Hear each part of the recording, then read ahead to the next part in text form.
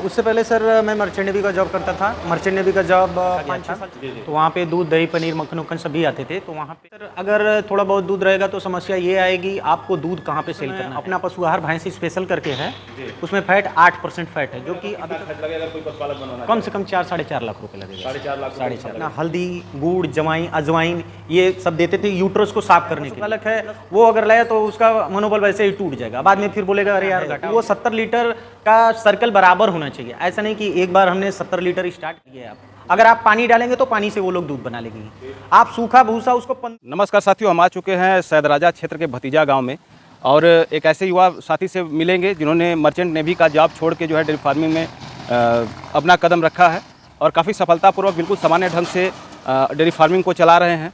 और इनकी सारी गाय 20 से लेकर 25 लीटर, 28 लीटर, 30 लीटर वाली गायें हैं, जो कि काफ़ी सराहनीय है, क्योंकि कोई भी पशुपालक जब नया डेयरी फार्म खोलता है तो उसे मुख्य रूप से 14-15 लीटर वाली ही गाय मिल पाती हैं और वो 14-15 लीटर वाली गाय से ही स्टार्ट करना चाहता है। लेकिन इतने कम समय में इन्होंने ब्रीडिंग करके एक अच्छा कामयाबी हासिल किया है और जानेंगे कैसे जो है कि इनकी जर्नी के बारे में, कैसे इन्होंने धीरे धीरे करके जो है अपने फार्म को आगे बढ़ाया। और डेयरी फार्मिंग में बहुत से उतार चढ़ाव भी आए इनके साथ, उसके बारे में भी जानेंगे। इनके ब्रीडिंग के भी बारे में जानेंगे, ब्रीडिंग भी करते हैं। आइए इनके अनुभव के बारे में जानते हैं। उससे पहले कहेंगे कि वीडियो को एक लाइक कर दीजिए और नए व्यूअर्स से रिक्वेस्ट करेंगे कि चैनल को सब्सक्राइब करना न भूलें। दोस्तों आइए इस युवा साथी से बातें करते हैं। नमस्कार सर, छोटा सा अपना परिचय बता दीजिए। सर मेरा नाम मनीष कुमार पांडे, ग्राम पोस्ट भतीजा, जिला चंदौली, उत्तर प्रदेश के मूल निवासी हैं सर। और कब से डेयरी फार्मिंग का काम आप कब से कर रहे हैं? सर ये डेयरी फार्मिंग का काम मैं 2016 से कर रहा हूँ। 2016 से डेयरी फार्मिंग का काम कर रहे हैं। और उसके पहले क्या करते थे सर? उससे पहले सर मैं मर्चेंट नेवी का जॉब करता था। मर्चेंट नेवी का जॉब 5-6 साल छोड़ने के बाद फिर मैंने रेस्टोरेंट लाइन ज्वाइन किया as a store keeper, cashier के रूप में। वहाँ पे 4 साल काम करने के बाद फिर वहाँ से छोड़ा मैं, तो फिर यहाँ पे आके डेयरी और अपना दुकान ये सब चालू किया मैं। फिर कैसे मन में आया सर कि नहीं हम डेयरी फार्मिंग में जुड़े और डेयरी फार्मिंग को ही करें? सर इससे पहले मैंने आपको बताया भी था, एक्चुअली हम रेस्टोरेंट लाइन में थे तो एज ए स्टोर कीपर मेरे को वहाँ पे रखा गया था। तो वहाँ पे दूध, दही, पनीर, मक्खन उक्खन सभी आते थे। तो वहाँ पे जब भी डेयरी वाला जो लेके आता था उसके यहाँ भी मैं विजिट करने के लिए जाता था। तो उसका सिस्टम देखा, सिस्टम देखने के बाद फिर मैं वहाँ से डिसाइड किया कि अगर घर पे रह के कुछ अगर करना है अलग से तो डेयरी लाइन का कार्य चालू किया जाए, क्योंकि इसमें कोई कंपटीशन नहीं है सर।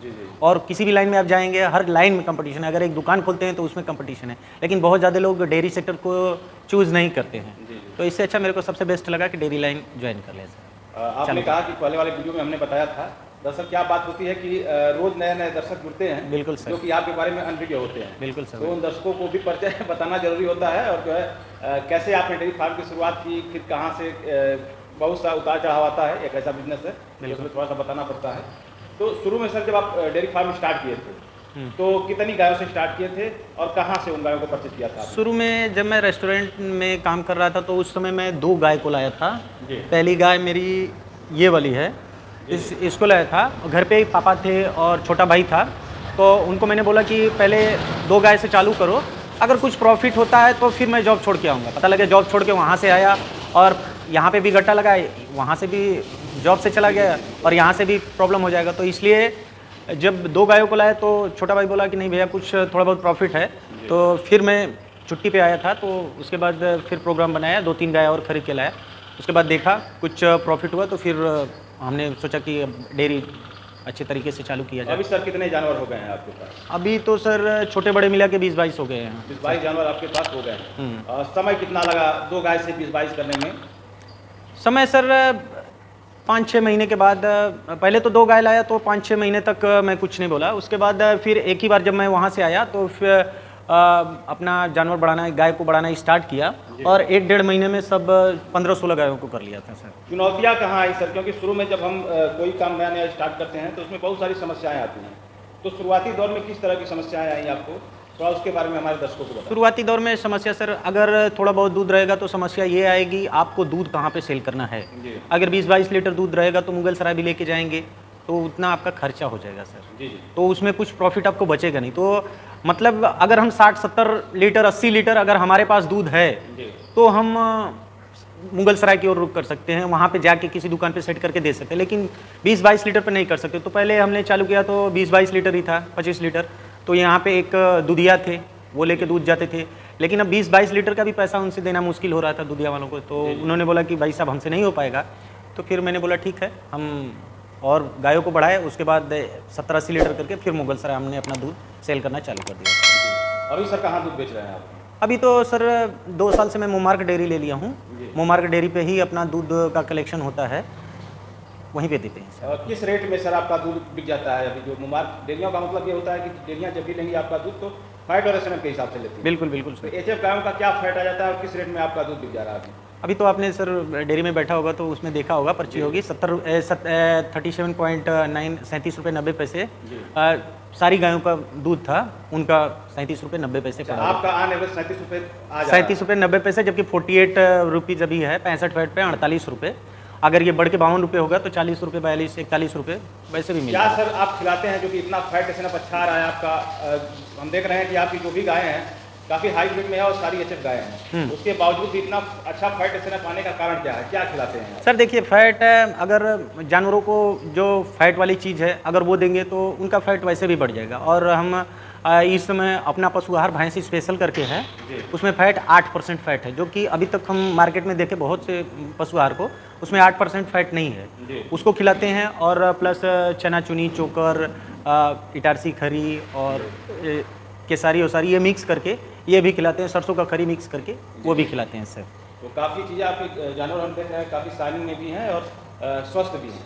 अब बात करेंगे सर मुख्य रूप से कौन कौन से रोग हमारे जानवरों को आते हैं जो कि एक डेयरी फार्मर को परेशान करता है, साथ में जानवर भी डिस्टर्ब होते हैं और किसान भी डिस्टर्ब होता है। मुख्य रूप से वो कौन कौन से रोग हैं? सबसे पहले तो थनैला सर जानवरों को बहुत परेशान करता है जी। अगर थनैला का रोकथाम हो जाए तो किसान को कभी, या जो डेयरी फार्म स्टार्ट कर रहे हैं उनको कभी भी घाटा ना हो। लेकिन थनैला होता ही है सर, चाहे कुछ भी खिलाएंगे 1 महीना 2 महीना बाद। अब वैसे तो कोई पीएच लेवल जैसे उनका गड़बड़ हुआ या भोजन कुछ खराब भोजन, जो अब जैसे जो हमारा खाने का सिस्टम है जो बना हुआ है नाद, अगर उसमें कुछ खराब चारा डाल दिए और वो खाएंगी तो उस दिन नहीं दूसरे तीसरे दिन वो थनैला का शिकार हो जाएंगे सर। और थोड़ा आपके शेड पे चर्चा कर लेते हैं सर। ये जो शेड आपने बनवाया है इसकी हाइट कितनी है, लंबाई चौड़ाई कितनी है? अब इसकी कम से कम में इसकी हाइट तो 18 फीट होगी सर। हाइट 18 फीट है और लंबाई सर? लंबाई इसके 42 बाई 32 है सर। और कितनी लागत लगा था अगर आज के दौर में अगर इस शेड को इस तरह का शेड कोई बनाया जाए, क्योंकि देख रहे हैं आपके शेड के अंदर उमस भी नहीं है, जो कि आपने तो फैन वगैरह की व्यवस्था फैन अभी बंद किया है सर, लेकिन उमस बहुत कम है। भीषण गर्मी में भी उमस कम है। बिल्कुल तो इस तरह का शेड बनवाने में आज के दौर में लगभग कितना खर्च लगेगा कोई पशुपालक बनवाना? कम से कम 4-4.5 लाख रुपए लगेगा। 4.5 लाख 4.5 लाख, लगेंगे। क्योंकि इसके जो बाहरी दीवार है देख रहे हैं सर कितनी मोटी दीवार है। हाइट ज़्यादा किया हूँ क्योंकि हम लोग गांव के बाहर हैं तो गर्मी बहुत ज़्यादा, अगर हाइट बहुत कम की तो गर्मी बहुत ज़्यादा होगी जानवरों को, इसलिए हाइट बहुत ज़्यादा की है हम सब। ये कितने जानवरों के लिए परफेक्ट है? कितने जानवर इसमें जो है कि आसानी से आ सकते हैं आप? 20 जानवर आराम से आ जाएंगे सर, 20 गाय आ जाएंगे। अभी जितने एनिमल्स हैं सर कितने लोग मिलकर इसको मैनेज करते हैं? कितने लोग खिलाते पिलाते मिलकर कर लेते हैं? 2 लोग सर, मैं और मेरा भाई। 2 लोग मिलकर इसको आसानी से देख लेते हैं। बिल्कुल सर। थोड़ा खुली के बारे में बात करेंगे आपकी। नाद जो है बिल्कुल सेपरेट आप बनवाए हैं, तो ये नाद एक एनिमल के लिए है या फिर दोनों साइड से 2-2 जानवर खा सकते हैं? इधर जो बना हुआ है नाद ये दोनों साइड से जानवरों को लिए है, क्योंकि एक जानवर पूरा उधर तक नहीं खा सकता है सर, तो एक इधर एक उधर 2 जानवरों के लिए। अब जैसे बाहर जो जानवर बंधे हुए हैं, गाय बंधी हुई हैं, वो भी खा सकती हैं और ये भी खा सकते हैं। कितने बाई कितने की लंबाई चौड़ाई है सर इसकी? अब इसकी लंबाई, ये पानी के लिए बनाया है आपने? नहीं पानी के लिए नहीं, हम लोग पानी वैसे नहीं देते हैं सर। हम लोग अब जैसे पानी में भर दिया, इसी में चारा डालते हैं, जानवर पानी भी पीते हैं और सब कुछ। उसके बाद फार्मों को हम देखते हैं सर लोग सूखा खिलाना पसंद करते हैं। उनका कहना होता है कि सूखा खिलाने से जो है फैट एसएनएफ की समस्याएं कम आती है, फैट एसएनएफ अच्छा आता है। बिल्कुल आता है सर, तो लेकिन इस तरह से अपने जानवरों को भोजन देते हैं? बिल्कुल आता है सर, लेकिन अब जैसे सूखा हम खिलाएंगे तो उस जानवर का फैट ज़्यादा आएगा लेकिन दूध कम देंगे सर। दूध कम हो जाएगा। तो अगर 5 लीटर दूध दे रहा है, 40 रुपये हमारा आ रहा है रेट, और हम पानी दे रहे हैं और मेरा 6 लीटर दूध दे रहा है और 36 रुपये आ रहा है, तो फायदा हमको हुआ ना सर। एक समस्या सर आती है रिपीट ब्रीडिंग की, जानवर बार बार सीमन लेता है, कंसीव नहीं करता। बिल्कुल सर, बिल्कुल। तो क्या इस तरह की समस्या आपके भी फार्म पर होती है? अगर होती है तो फिर कैसे निदान पाते हैं आप? बिल्कुल हो रही है सर, क्योंकि एक गाय वो जो हमारी है वो कल का सीमन ली हुई है, वो 2-3 बार वो हिट हो गई सर, लेकिन इस बार उसका जो सफैया होता है उसका सफैया कराया वो। जी। तो उसमें साफ दिख रहा है, जैसा कि हम लोग देख रहे हैं कि इसमें से कुछ कचरा आ रहा है, कचरा है। इसको कर रहा है जिसके अंदर जो है ऊपर में हाँ, यूट्रस में एक्चुअली क्या होता है, जब गाय बच्चा देती हैं सर ना, तो उस समय अब जैसे पहले के लोग थे, उस समय जो अपना हल्दी, गुड़, अजवाइन ये सब देते थे यूट्रस को साफ करने के लिए, प्लस यूट्रोजन देते थे। अभी ये गाय हमने खरीद के लाया था, तो मेरे को लग रहा है कि उन लोगों ने नहीं दिया होगा, तो हमारे यहाँ 10-15 दिन बाद आई, तो 10-15 दिन बाद एकदम साफ़ हो गई थी, तो हम बोले चलिए कोई प्रॉब्लम नहीं है, लेकिन ये प्रॉब्लम कर रही है, तो इसका यूट्रस साफ नहीं है, तो अब इसको यूट्रोजन चालू कर दिए हैं। बच्चेदानी जैसे ही इसका साफ़ हो जाएगा फिर इसको देंगे तब। हम देख रहे हैं इस गाय को, जैसे पंजाब में जो व्हाइट ब्यूटी क्वीन गाय होती हैं, बिल्कुल सेम उसी तरह की है। हाँ सर। इस तरह की गाय सर आप कहाँ से खरीदते हैं, कहाँ से इसको लिए थे? इसको इधर से ही खरीद के लाया था सर। एक मिनट, जा जा, इसको इधर से ही खरीद के लाया था सर। ये 25 लीटर दूध देती थी दोनों टाइम मिला के, 25-26 लीटर दूध देती थी सर। काफ़ी शानदार गाय है, आप लोग देख सकते हैं, इसका हाइट भी देख सकते हैं और लंबाई भी देख सकते हैं। शायद इस नस्ल की गाय पंजाब में ही देखने को मिले हम लोगों को। बिल्कुल तो बिल्कुल। ये आपके यहाँ कितना दूध निकाली थी सर? ये 26 लीटर निकली हुई थी सर। ये कांटे पे जो हम लोगों का इलेक्ट्रॉनिक काटा है उस पे, अगर हम लोग लीटर से नापे तो 28-29 लीटर। मतलब सामान्य भोजन पे, हम लोगों के सामान्य रख रखाव पे ये 28 लीटर दूध आपके यहाँ बिल्कुल बिल्कुल बिल्कुल। अगर यही गाय पंजाब में होती और उसे सही ढंग से साइलेज वगैरह मिलता, तो यही गाय हो सकता है किससे 35 लीटर कर सकती है। तो यहाँ आप कितने में लिए थे इसको मैं 65,000 में लिया था। 65 में लिया था। और शायद यही गाय अगर पंजाब में जाती तो 1 सवा लाख 1.5 लाख की बिल्कुल बिल्कुल मिलती है, में मिलती है। वहाँ जाके यहीं का किसान जाके खरीदता, बिल्कुल खरीदते सर। तो बहुत से सर जो नए पशुपालक होते हैं, गाय खरीदने के लिए जाते हैं और वो ठगी का शिकार हो जाते हैं, तो उन्हें गाय कहाँ से खरीदना चाहिए ताकि उन्हें गाय उचित मूल्य पे मिले और सही गाय सर लोकल एरिया से खरीदना चाहिए अपने आसपास, क्योंकि हम लोगों की तरफ की जो गायें होती हैं वो उस एटमॉस्फेयर में ढली होती हैं। हम लोग बाहर जाएंगे पंजाब से, वो लोग एसी में रखते हैं, क्या करते हैं क्या नहीं करते हैं, वहाँ से आने के बाद उन लोगों का सिस्टम यहाँ पे गड़बड़ हो जाता है सर। तो वो जानवर बहुत ज़्यादा परेशान करते हैं, बाद में फिर प्रॉब्लम होता है, उन लोगों को बेच भी देते हैं हम लोग। तो इधर ही खरीदना चाहिए। जो अब जैसे गाय, जो नए पशुपालक हैं जो खरीदना चाहते हैं, डेयरी खोलना चाहते हैं, उनको हम यही सजेशन देना चाहेंगे कि जो अच्छा आदमी है, जो गाय का खरीदी बिक्री कर रहा है, वो 1,000 रुपये लेगा या 2,000 रुपये लेगा अपना कमीशन की, भैया ठीक है हम गाय खरीद के देंगे आपको। उनके साथ जाइए, गाय को देखिए, अगर उनको अच्छा लग रहा है, आपको भी वो अच्छा लग रहा है, तो आप गाय खरीद के लाइए। क्या हम गाभिन गाय भी खरीद सकते हैं? जो नए पशुपालक हैं उनके लिए क्या सलाह देंगे आप? नहीं सर, नहीं खरीदना चाहिए, क्योंकि प्रॉब्लम हो जाएगा। तो पहली बार स्टार्ट किया, अब जैसे हम स्टार्ट किए हुए हैं, हम गाभिन गाय खरीद के ला सकते हैं। अगर थोड़ा सा प्रॉब्लम हुआ तो चलो उसको हम फेस कर सकते हैं, लेकिन जो नया पशुपालक है वो अगर लाया तो उसका मनोबल वैसे ही टूट जाएगा। बाद में फिर बोलेगा अरे यार घाटा हो गया, 1 लाख रुपए का मेरे को छोड़ो जाने दो, इससे अच्छा तो प्राइवेट जॉब है, कम से कम बचेगा कुछ ना। तो उनको सर रोज रोज हम देखते हैं नई नई डेयरियाँ खुलती हैं और कुछ ही दिनों में डेयरियाँ बंद हो जाती हैं। क्या कारण होता है कि युवा जो आता है डेयरी सेक्टर में, फिर साल 2 साल 6 महीना 8 महीना डेयरी चला के फिर डेयरियाँ बंद कर देता है? देखिए सर, जब टाइम, किसी भी क्षेत्र में आप जब टाइम देंगे तो आपको पैसा दिखेगा। और युवा जो लोग हैं उनका खून थोड़ा सा गर्म होता है, उनको तुरंत पैसा चाहिए कि नहीं हमको तुरंत पैसा मिल जाए। हम काम कर रहे हैं तो 1 लाख रुपए 50,000 रुपये इस क्षेत्र से आना स्टार्ट हो जाए, तो उनको थोड़ा धैर्य रखना चाहिए और तब जाके कुछ दिन बाद या कुछ साल बाद, 1-2 साल बाद उनको पैसा दिखेगा कि हाँ पैसा किस तरीके से आ रहा है। अब तुरंत चाहें कि हमको पैसा मिल जाए तो वो नहीं हो सकता है सर। इसमें सर हम जानना चाहेंगे सबसे हाई मिलकर जो सबसे अधिक दूध देने वाली गाय आपकी है, थोड़ा सा उसके बारे में परिचय कराइए हमारे दर्शकों से। सबसे हाई दूध देने वाली गाय सर, ये 1 मिनट, ये गाय की खासियत मैं बता रहा हूँ सर। ये अभी 6.5 महीने की गाभिन थी, बच्चा 6.5 महीने का था, अभी 2-2.5 महीने बाद बच्चा देती। लेकिन ये गाय हीट में थी और इसके ऊपर चढ़ गई और ये 6.5 महीने में ही बच्चा गिरा दिया।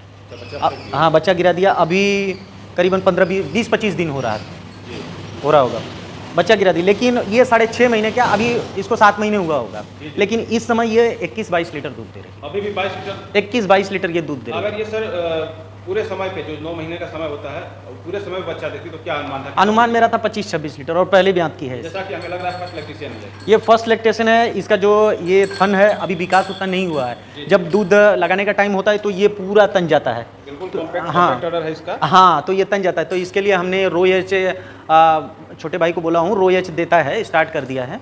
तो रोएच से क्या होता है, उसके थन का विकास होते जाएगा और जब थन का विकास होगा तो फिर अपना दूध, जब दूध लगाने का टाइम होगा तो ये पूरा सही तरीके से रहेगा सर। बहुत से सर युवा डेयरी फार्मिंग में आते हैं, तो शुरुआती दौर में उन्हें कितनी गायों से डेयरी फार्मिंग स्टार्ट करनी चाहिए और शुरू में कौन कौन सी बातों का मुख्य रूप से ध्यान देना चाहिए? शुरू में सर अगर वो दिमाग में बैठा के रखें कि हमको 50 लीटर या 60 लीटर या 70 लीटर दूध बराबर रखना है तो वो 70 लीटर का सर्कल बराबर होना चाहिए। ऐसा नहीं कि एक बार हमने 70 लीटर स्टार्ट कर दिया तो 70 लीटर गायों को बांध दिया, 5-6 गाय ले आए, उसके बाद 70 लीटर के बाद जब वो गाय सीमन लेगी, सीमन लेने के बाद दूध कम कर देंगी, तो जब दूध कम करेंगी तो फिर आपको प्रॉब्लम होगा। 70 लीटर से 30 लीटर, 40 लीटर, 20 लीटर, तो उस समय आप माइनस में जाने लगेंगे। तो उनसे यही है कि आप जब 70 लीटर बोल रहे हैं कि 70 लीटर होना चाहिए दूध, तो 70 लीटर बराबर रखे रहिए। अभी देखिए इस समय हमारा सर 105 लीटर दूध है, लेकिन अभी ये गाय दोनों गाय ये 6-6, 7-7 महीने की अभी ब्यात में है, तो इन लोगों को अभी वो 4 लीटर दूध दे रही है, इन लोगों को इधर बांधा गया है ताकि दूध ये कम करें। उसके बाद ये एक गाय और 2 गाय ये अभी 1.5-2 महीने में बच्चा दे देंगी, तो 2 महीने में 4 गाय मेरी बच्चा देंगी। और ये जो गाय जब पहली बार आप आए थे तो ये गाय 26 लीटर दूध दे रही थी, इसको नया खरीद के मैं लाया था। हाँ, ये वाली बड़ी गाय 26 लीटर दूध ये अभी मान के चलिए 6 महीने ये गाभिन है, 6 महीने की, और इस समय ये 14 लीटर दूध दे रही है, अभी भी 14 लीटर दूध दे रही है। तो अभी हम लोगों का ये सिस्टम है कि जब ये अब जैसे टाइम पे आ जाएंगी, अब जैसे 2-4 दिन या 5 दिन या 10 दिन बच्चा देने में इनको जब टाइम लगेगा तो इसका दूध पूरा बंद करेंगे हम लोग, क्योंकि जब दूध बंद करेंगे, जब 1-2 महीना ये खाएंगे तभी अगला में जो ब्यात है उसमें दूध देंगी, नहीं तो अगर लगातार दूध देंगे, दूध लगाते चले जाएंगे तो नहीं दे पाएंगी। तो इनको हाई मिलकर गाय होती हैं सर, ड्राई करने में बहुत समस्या होती है। बिल्कुल सर, क्योंकि बहुत से फार्मर हमसे बताते हैं कि दूध काफ़ी है, ड्राई नहीं हो पा रहा है, और हमें कम से कम उन्हें 60 दिन का समय देना चाहिए, ड्राई पीरियड जो होता है उनका, ताकि वो नेक्स्ट ब्यात के लिए रिकवर हो जाए। सर तो फिर कैसे ड्राई करते हैं आप? ड्राई करने के लिए हम लोग भी ड्राई अब जैसे करते थे, लेकिन ड्राई नहीं हो पा रही थी और उसकी वजह से उनके थन में थनैला का शिकार हो जाते थे, 3 बांट हो जाते थे। तो एक जगह मैं ऐसे ही गाय खरीदने के लिए गया था, तो उन्होंने बताया कि ऐसा है कि जब भी आप गाय को ड्राई करें तो उनको सूखा भूसा, उसमें पानी भी मत डालिए आप, अगर आप पानी डालेंगे तो पानी से वो लोग दूध बना लेंगी। आप सूखा भूसा उसको 15 दिन तक दीजिए, कुछ भी मत दीजिए, बस सूखा भूसा उनको दे दीजिए, 15 दिन के अंदर उनका दूध खत्म हो जाएगा। और ये करके हमने देखा 100% सब दूध खत्म हो जा रहा है। तो यही उन किसानों को मैं जो कि इस चैनल से जुड़े हुए हैं उनको यही कहना चाहता हूँ कि जो हाई मिलकर के हैं, गाय को ड्राई करना हो तो उनको सिर्फ सूखा भूसा दें, 100% ड्राई हो जाएगी, उनका दूध खत्म हो जाएगा। सर कभी कभी सर देखते हैं कि जब आप ड्राई करते हैं उस समय जो है कि दूध जो थन के अंदर होता है वो किसी बाट में जमने टाइप का होता है। नहीं तो ऐसा नहीं है सर, ड्राई करने का मतलब उनके अंदर दूध रहेगा, तो ऐसा नहीं है कि अब उनको लगाना बंद कर दें। अब जैसे उनको लगाते रहिए, दूध निकालते रहिए, और अब जैसे एक दिन निकालिए, दूध थोड़ा दिया तो एक दिन का गैप कर दीजिए, फिर एक दिन का गैप करने के बाद लगाते लगाते फिर 2-3 दिन का गैप कर दीजिए, 5 दिन का गैप कीजिए। उसके बाद भी अगर थन में दूध जम रहा है तो उनको थनैला का दवा जो होम्योपैथिक होता है, एमएसटी आउट होता है, एमएसटी क्योर होता है, वो उनको पिलाते रहिए, तो थन नहीं, उसमें दूध नहीं जमेगा सर। नए पशुपालकों के लिए सर, जो नौजवान हमारे युवा साथी हैं डेयरी फार्मिंग में आ रहे हैं, उनको आप अपनी तरफ से क्या सलाह देना चाहते हैं?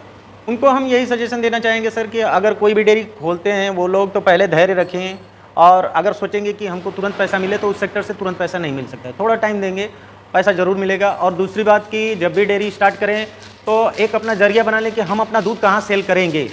अभी तो गांव में बहुत सी डेयरियाँ आ गई हैं, और उन पशुपालकों को हम यही बोलेंगे कि जो छोटे मोटे पशुपालक हैं वो डेयरियों पर जाकर दूध दे सकते हैं, और जो डेयरी खोलना चाहते हैं, जो बृहद पैमाने पे डेयरी, अब जैसे 10-15 गाय 20 गाय डेयरी खोलना चाहते हैं, तो उनको मैं यही बोलूँगा कि कोई डेयरी ले लें।